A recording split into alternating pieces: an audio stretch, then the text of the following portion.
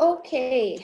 Ahlan, Kif Hal, Marhaban, how's my tribe doing? This is your show host, Rags, and today I am feeling super, super happy. And I want to tell you why. On the other end of the screen, I have my dear brother. We've known each other for so many years now. You have Guy in Dubai, Paris Norris, everyone. Paris, hi. Hi, how's it going? And it has been Good. a long time since we've known each other. In fact, I seem to remember we first met when you were designing the outfits and Was. uniforms for my restaurant I about was. 6 or 7 years ago. That's right. That's right. Back in the day, Paris, isn't it? For Yep. both of us, back in the day. And And did you ever imagine that we'd be sitting over an interview like this? What were the well, odds? I didn't, but I knew we would always stay in touch. Definitely, definitely. Yeah, Yeah. absolutely. Well said. I think some friendships, they come with this banding, and I think ours was one of them. So they're here to stay forever, always. Absolutely. So our viewers are very happy now. They get to see Rags and they get to see Paris finally together. We're definitely Yeah. going to do like a shoot so you guys can see us like together. But right now we're going to make do with our Zoom session. So Paris, I'm going to ask you a few questions for our viewers, and I hope these questions that I'm going to ask you definitely help our content creators and a few bloggers and people who have something very strong to say on their page. Shall I begin? Go ahead. I mean, You were my first choice for this, by the way. You were my super. first choice. So I have to say thank you. Thank you for graciously accepting the offer and, doing this for our viewers. So I'm going to quickly start without further ado, Paris. What are the three favorite tools for doing something that your audience cares about? If you're on Instagram or any social platform. The 3 tools for doing something that your audience cares about. Well, to be honest, I think the way I look at things is the first step for me is it has to be something that I'm interested in. I believe if I'm interested in something, somebody else will be. It may not be mainstream. It may be a niche that it applies to, but it will apply to somebody.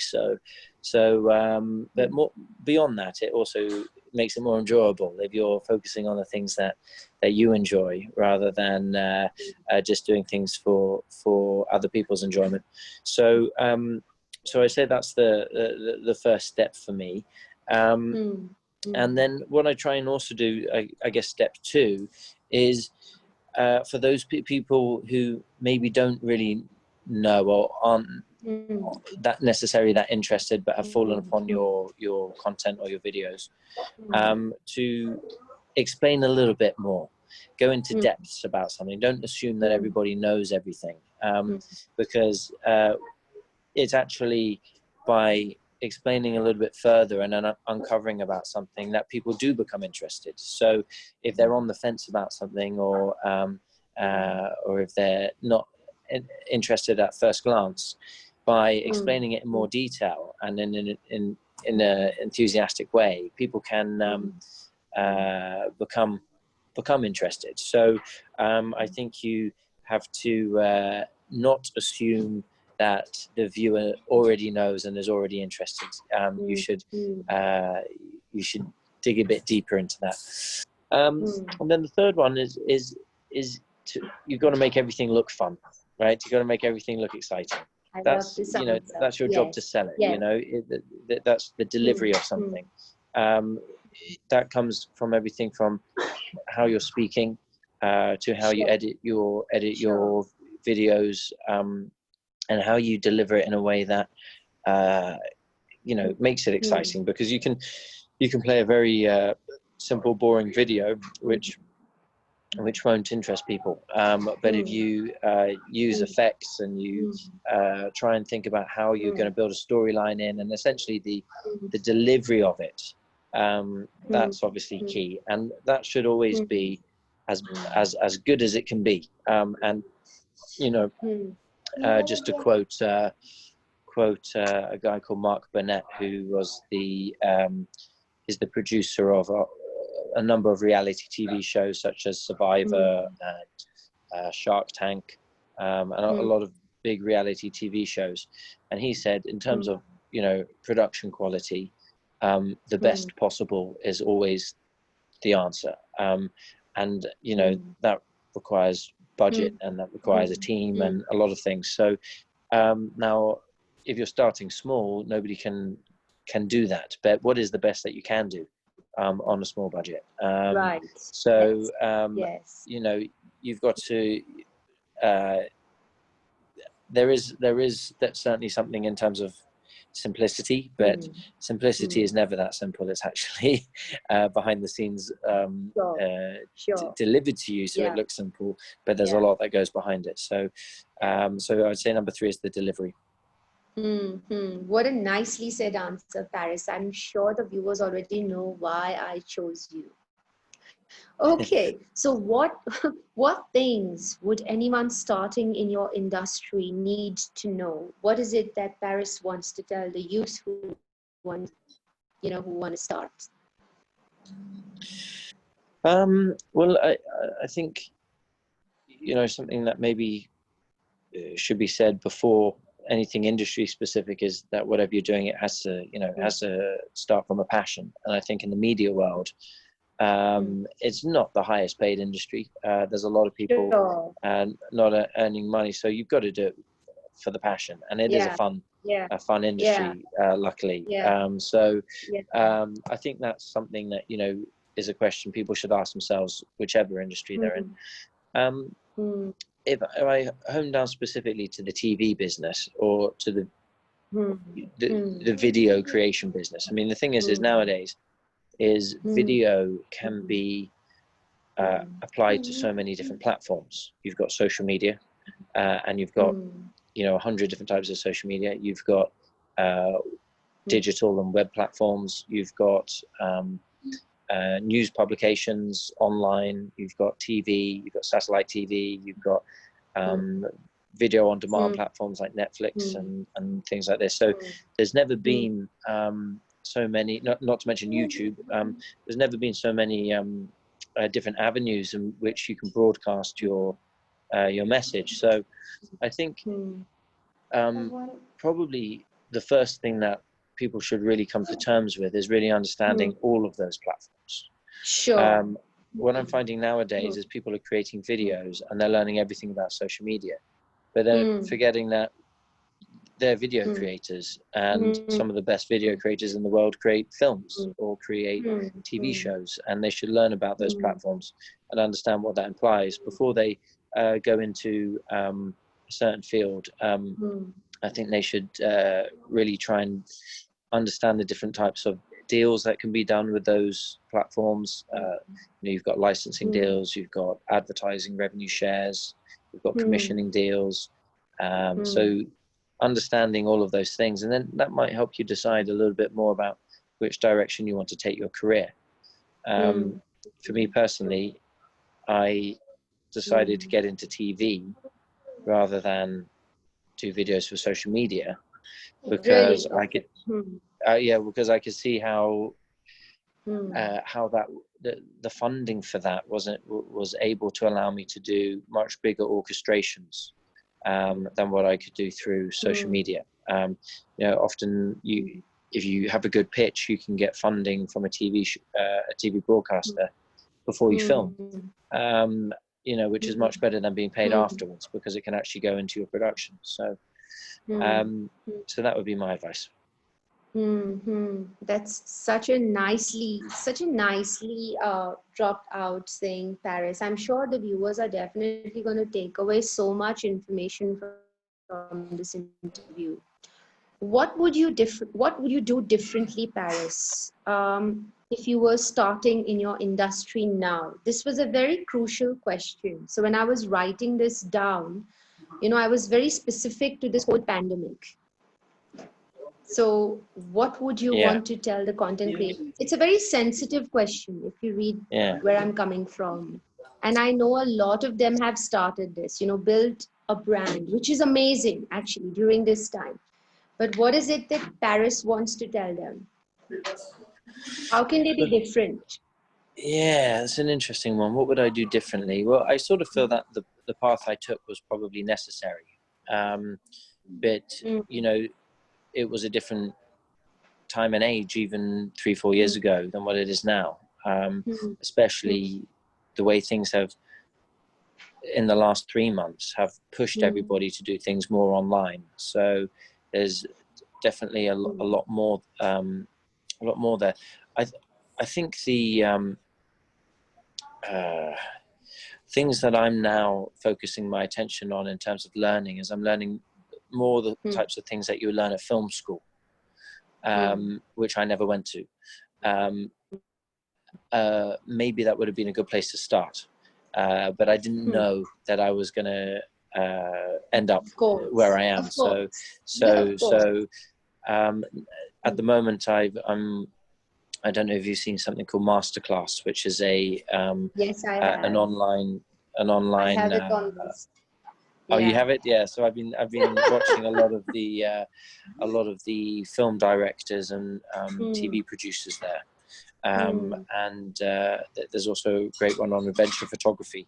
So I've sort of gone back to school and learning those elements of it.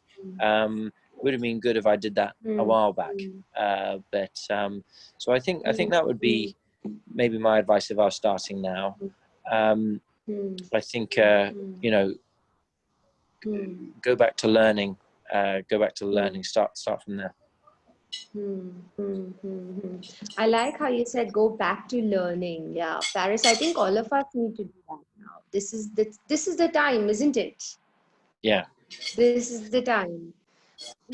Well, yes. Okay, I think which people? Sorry. Say that again, Paris. Well, yeah. No, I was just about to say. I mean, it certainly in the last 3 months with the whole pandemic situation, that's given people a little bit of time to focus more on learning. So yeah, absolutely, it's something. When you're busy, you don't have time. So Absolutely. yeah. Absolutely. Well said. I think we can give each other a pat on our backs, right? Because imagine in this time, we've been saying we don't have time. And I think it's a nice thing. It's a good thing. It means that we've kept doing where the passion is. Yes. So, yeah, I like that answer. Paris, which people or books have had the most influence in your growth and why? Specifically to what I'm doing now. It could be anything. Okay, well, Anything. I'll give a few. Because this is a very candid conversation. It could be, yeah, super. I'll give you a few. So specifically to now that I'm doing TV production, is I listen to a lot of talks by James Cameron, who's a film director and producer. But he's also a bit of an adventurer, which I find interesting because that's sort of the nature of my shows. Right. And it's funny because when I listen to him, I realize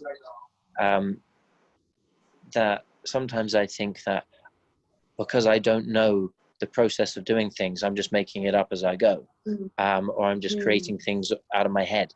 And I sometimes think that this is my lack of knowledge and lack of experience. But then when I listen to him, I realize he does that too. And actually that's the nature of the business.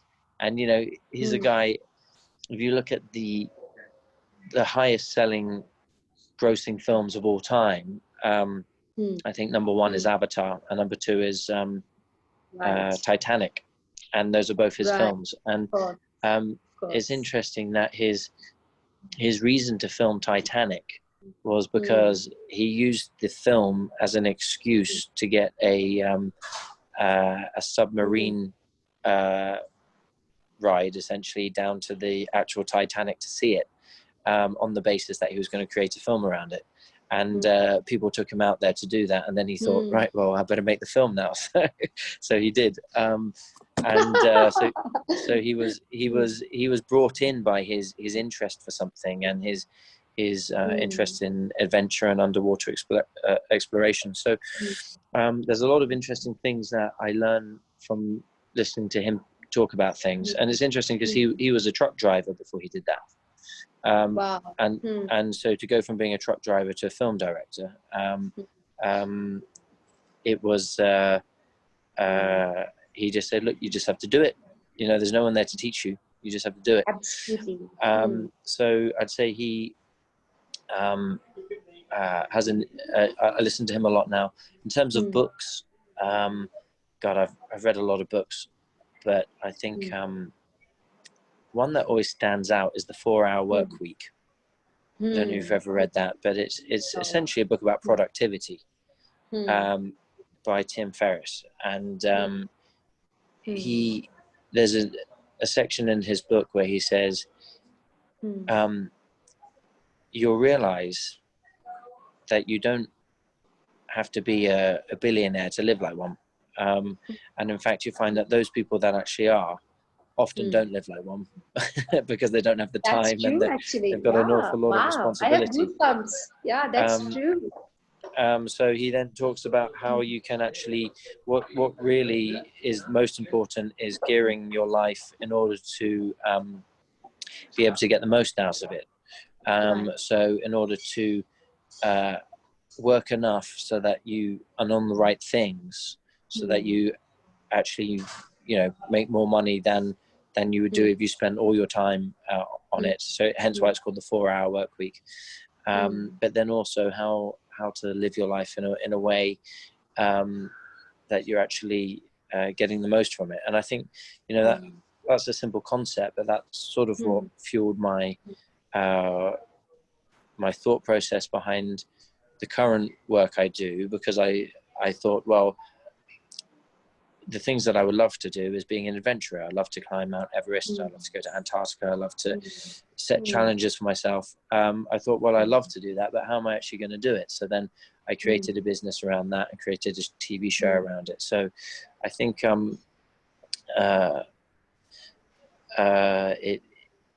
I realized that I don't necessarily need to be able to afford those things. I just have to make those things part of my work.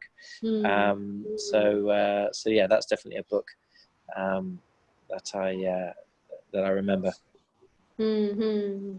That's lovely insight, Paris. And I have to tell my viewers, so ever since I've known you, I know that Paris has lived his life king size, very majestic.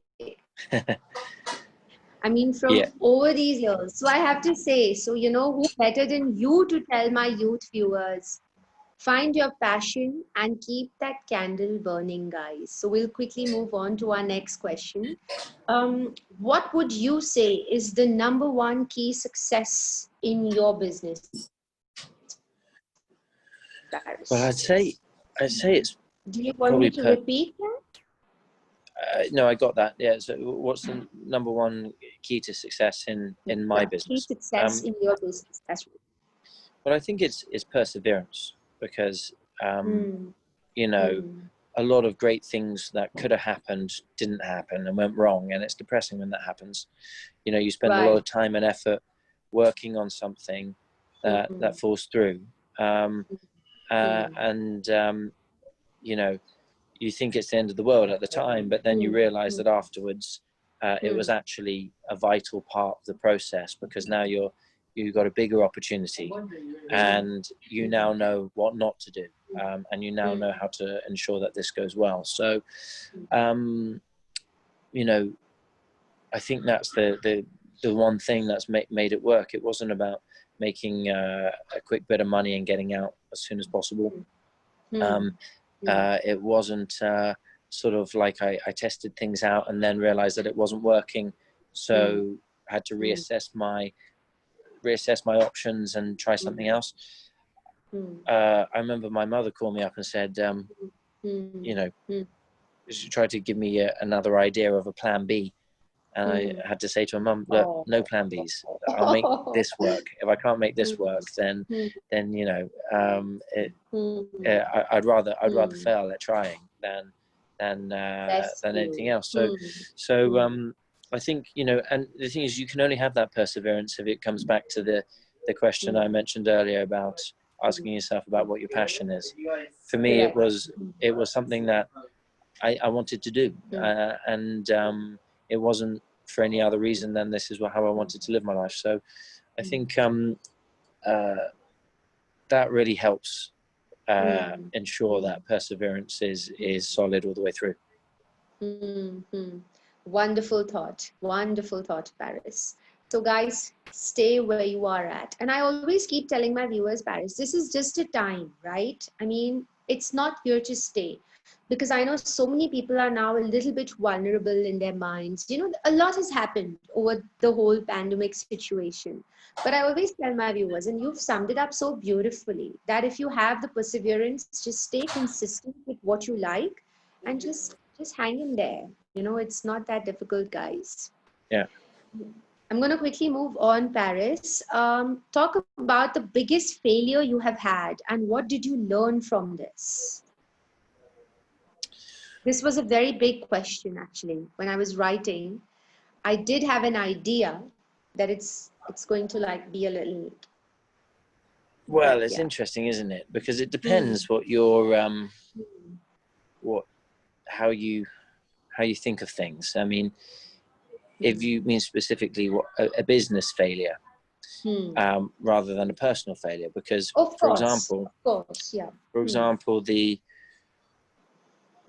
when I started Hmm. working, Hmm. Hmm. I Hmm. I thought of myself as an entrepreneur, and part of that was going to Hmm. be Hmm. businesses not working out, and that Hmm. you learn from that, and that's part of the process. Hmm. But it builds Right, you as an individual. So every right. time that happens, I don't see it as a failure because it's part of the Hmm. process. Hmm. But if we want to just be a bit more blunt about business failures, Hmm. Hmm. um, I mean, I've had quite a few, to be honest. Which one do Uh, you think you want to tell the viewers? You know, which one's going to make like an incredible, impact, and they're going to feel like, okay, yeah, well, I mean, they all failed for different they're all reasons. failures. So maybe I can speak about. Well, I'll speak about the last business that I was in, Hmm. which Hmm. actually before it failed, it was Hmm. successful.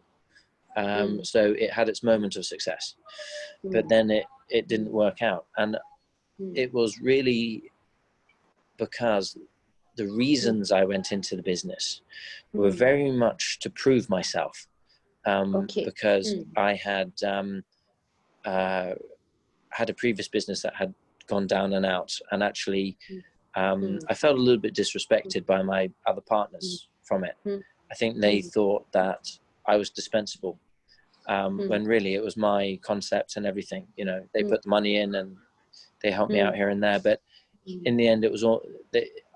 I think they thought I was dispensable. So when Hmm. that Hmm. business didn't work out, Hmm. I set up another business, um, Hmm. which I think I was doing it to prove that I can do it without Hmm. anyone's help, rather Right. than Hmm. rather Hmm. than what I was talking Hmm. to you about doing things because you're actually Right. passionate With about the nuts and passion. bolts Yeah. of the business. Sure. And because Sure. I wasn't passionate about the actual nuts and bolts of the business, what happened is we did succeed uh, Hmm. after Hmm. about 7 months. And when we Hmm. did, I almost took my foot off the accelerator because Hmm. I had done what I said I would do, which is prove that I Right. can set up a business and make it happen. Right. Um, and Right. then and then I then started being drawn more into things that I actually wanted to do. And Hmm. then it was always a, a difficult thing because there was a magnetic force pulling me the other way, Hmm. which was Hmm. what I actually wanted to do. Yet, Hmm. I had a responsibility for a business that I set up, and as Hmm. I didn't rationalize these things in the same way Right. back at the Hmm. time. But now Hmm. that I look back, I can understand that my Hmm. reason to make it successful and the reason I was working night and day and on the weekends was because I wanted to prove myself. But once you've done Hmm. that, it's gone.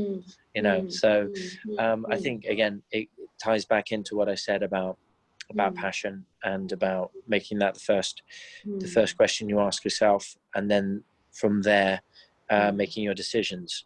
I think that's an example of how I failed Hmm. because I didn't do that. Hmm. Hmm. Hmm. Hmm. I have to tell you this. I almost choked when you were answering because I know many of us have actually done what you just said.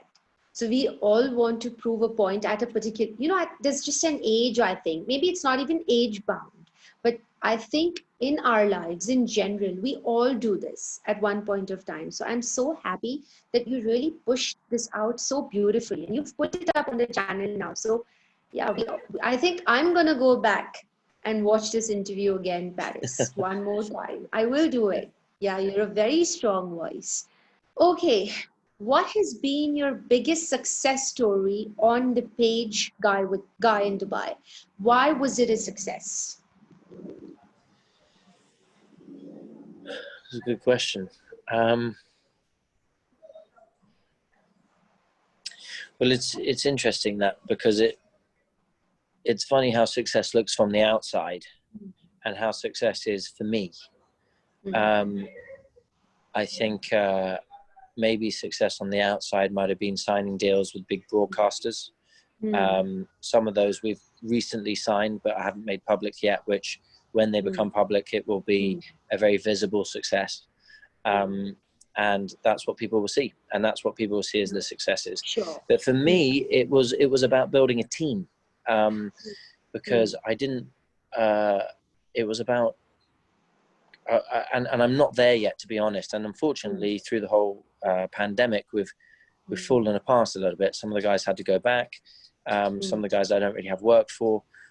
And Sure. we're all spread all over the place now. So I'm trying my hardest to keep the team together. But essentially, I wanted a team of people working on things. And I still have a further vision of that, where I really want us to have different teams working on different projects. And at the moment, we're producing a show which is all focused around essentially me as the host of it. And I want to start creating shows which aren't evolved around me, that we can have other people presenting. I know we spoke about something, didn't we, Paris? Yes, you're right. And I love this about you. I have to tell the viewers one thing.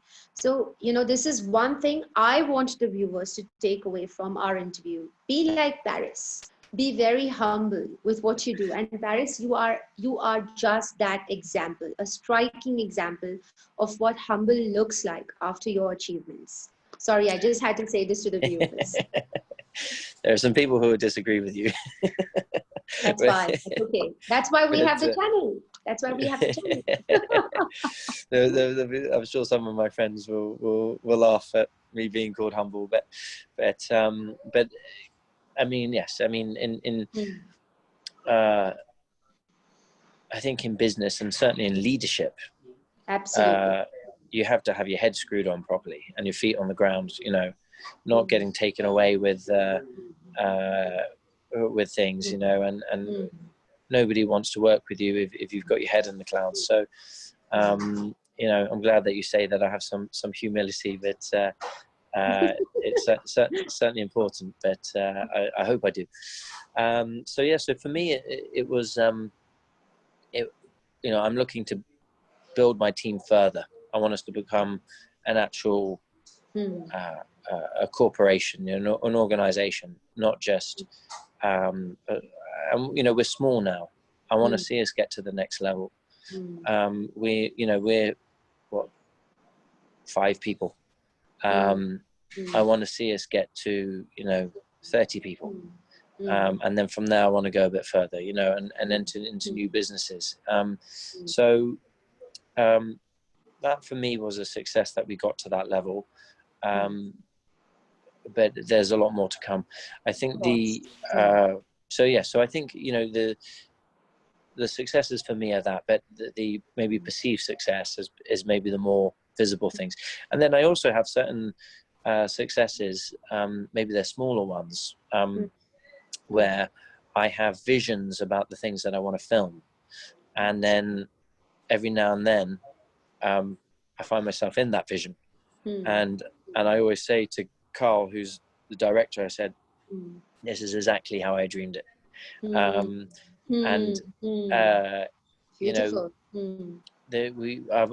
of the shows that we've created came from a dream or some kind of daydream. One of those was where I raced the world's fastest powerboat, the Victory Team. I saw that one. Yeah. I mean, that was something that I had in my head maybe 5 years before. One where I learned to do free diving and I went pearl diving. That was something that was been in my head for at least 3 years. There were certain things that we've done. Paramotoring. This is something that I've learned to fly. I'm going to be flying planes this year and doing skydiving. Wow. So these things were all visions that I had before. Again, they're more visions out of things that I wanted to do, but I've created shows around them. And then I found that actually there I am doing it, learning it. We're in the process. And that for me is the happiest time, when we're filming things and we're doing those visions. That's always the most fulfilling moment. Absolutely brilliant. Cherry on top is that was my dream to interview with Guy in Dubai, and here we are. So we're gonna tell our viewers, have a dream and go for it. Paris, beautifully said this one. What does a typical day in a week look like for Paris Norris, Guy in Dubai? Well, probably if you say a typical day, it's actually quite boring. I work from home a lot. I'm standing in front of the computer, sending emails and making phone calls. I'm doing proposals and signing contracts and a lot of the admin stuff that isn't particularly enjoyable. So that is that's probably a typical day, to be honest. But luckily, I have enough non-typical days which are quite exciting. Some of those involve a fair amount of meetings. I do a lot of events. I go to a lot usually. I mean, recently it's been nice and quiet, but usually I'm lots of social events and things like this. And then filming is, because obviously we film our shows, but we also film work for our clients as well. So we have client-based filming, which is interesting because that can change. That can be very different each time. At the moment, I'm in the Capital Club. We filmed something this morning. Sometimes, we're in someone's office, or we're in a construction site or something. So we do those bits of work, and that's fun because that keeps things different. That keeps us doing a bit of out of the ordinary stuff. So there's enough of that keeps things interesting. But I think on the outside, what people see is all the fun stuff. And those are the things that we promote. The glamour, the glitz. Absolutely. But I mean, if you it was funny because when I came here today and I met with the British Business Group and we were filming something, I said hello to them. I said, God, I'm getting social anxiety already. I haven't seen anyone in ages. And in fact, I think this is the first time I've worn trousers in about 3 months. So, a normal day is quite dull or just mundane, just the same stuff. But I enjoy it. I do enjoy that because it's part of the process, part of the progress. And I think, those people that look in and just see the fun stuff and think, how is it that people are just having fun all the time? Well, it's not like that. You even have to, there's a lot of arranging that goes into place before you can do those things. Yeah. Thank you for saying that. You gave me goosebumps. Say that one more time, because it always happens because we're doing the social gram. So we know what I'm saying. It's all rosy, all glitz, all glamour when you see it. But listen to Paris. There's lots of execution that goes behind what we see on the screen. Yeah. What keeps you going, Paris, when things get tough on the social gram? We're almost at the end of the interview, by the way. Well, there's a few things. Again, I'm just going to reiterate about passion. About passion, that when the going gets tough, if you work on something that you're passionate about, you can continue working through the hard times because you're enjoying it, and it doesn't matter about the money or about the negativity of it. Especially in the recent time where. I think the first week of the lockdown, I was quite depressed because 80% of our business disappeared, and there was nothing to film, and it was very negative. But what kept me going is that I'm still going to continue. There's no option about it. This is the passion. This is passion. And then I guess also it's also having a bit of a belief in yourself. I start reminding myself of all the things that I have done in the past, whether it was with sports, with education, with work, and how I've always managed to come out okay and always managed to come out on top. So that puts my mind at rest. I know I'm always going to be okay. So if I'm always going to be okay, and there's not really anything to worry about. So so you can just, get rid of the worry, because it's not a positive emotion, and just keep working away, just bit by bit. You see, we always get good news and we always get bad news, and we never know when they come. And sometimes you can have a series of bad news, one after the other, and it can seem like the day of good news will never come. But, it does come. And I always have that peace of mind that, there's always something great around the corner. And sometimes it surprises you, or sometimes you've been working on it for a long time, but it comes to fruition. So yes, that's what keeps me going. Oh, I love your answers, Paris. I can't get enough of this interview. Okay, what are your inspiring words for our viewers? This is the finale question.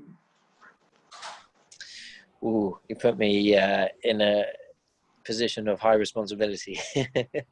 Let me choose my words carefully. I would say, yes, I'd say, believe in yourself, enjoy your work. It should be, it shouldn't be that you're working for your life. It should be that they're the same thing, and that it needs to be a long-term goal for yourself. I always think you need to first start by thinking, if I was to write my memoirs at the end of my career, how would I want it to be?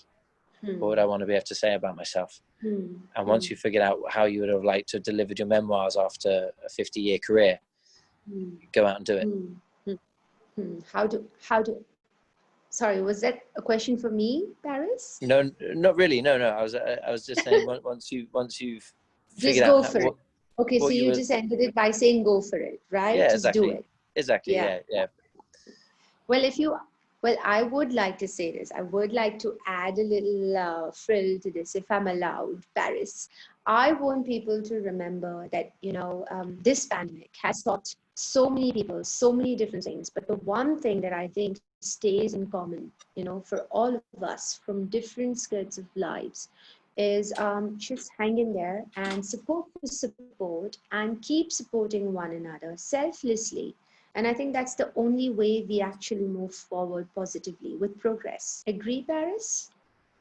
Oh, absolutely. And I think if there's one nice thing that's come out of the recent scenario, is people have gone back to just being kind and being as helpful as they can be. We all got a little bit maybe lost thinking about ourselves and working too hard. Taking a step back and seeing how we can help people is definitely key. And, at the end of the day, business is about giving value to other people. And if you focus on that, you'll be successful. So don't leave this to that. Add value. Add absolutely. value. And you know what? And this sits beautifully on our page, because this is what the channel is all about. Okay, so we're not going to take more time from my friend Paris. Paris, thank you so much for being here on the show with One with Rags. Thank you. Guys, do leave him some good comments, because you are taking away ounces of good information from this one. So this is your show host, Rags. Until I see you the next time, stay on the channel, stay on the page. And thank you one more time. Guy in Dubai. I wish I had. Thank you, Raki. Paris, don't go anywhere. Just 1 minute. I'm just going to stop the recording. Just a minute.